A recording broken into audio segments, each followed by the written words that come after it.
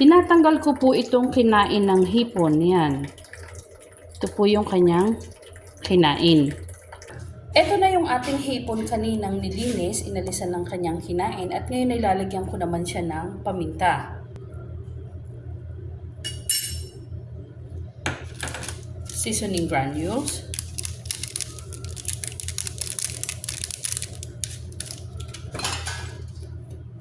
At konting asin.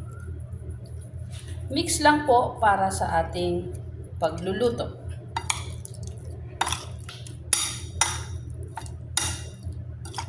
Mushroom.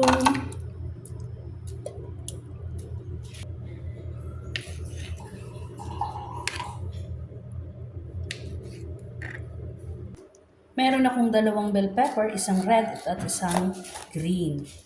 At ihahalo natin ito sa ating lulutuin. Cubes lang po ang paghiwa ni Mama Chi nito.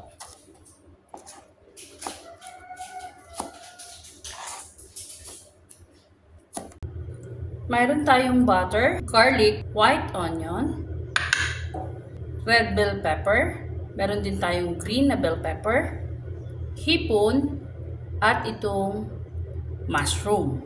Lalagyan ko siya ng konting oil para naman sa ganun ay hindi masunog ang ating butter.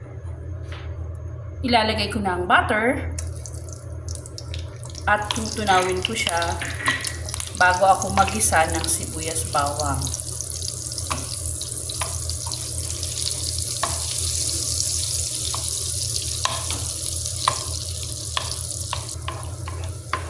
At dahil tunaw naman ang ating butter, ilalagay ko na ngayon ang sibuyas.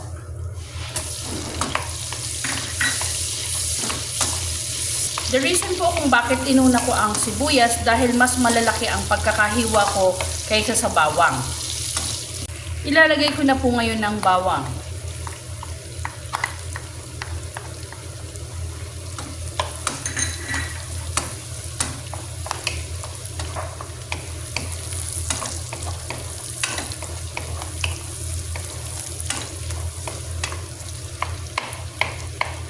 Ilalagay ko naman po ngayon ay ang ating hipon.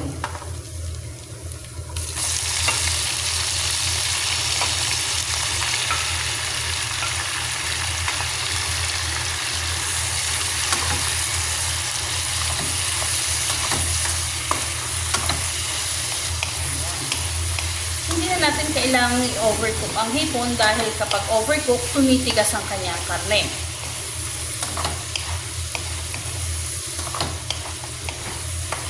Ilalagay ko na rin po ang mushroom.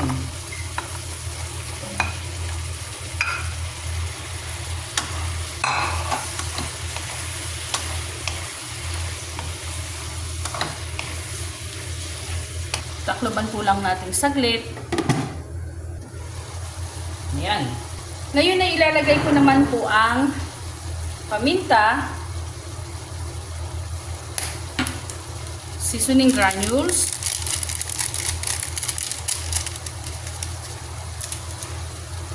halo-haluin lang natin para naman mabalanse ang kanyang lasa. At ngayon ay isusunod ko na ang ating bell pepper. Yan.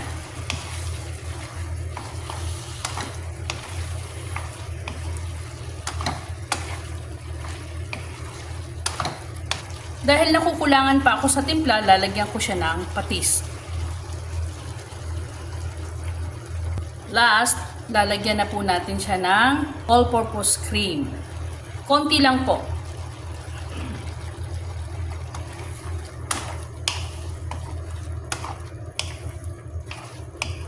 Okay na po ang ating niluto at ito ay ating ipi-plating naman.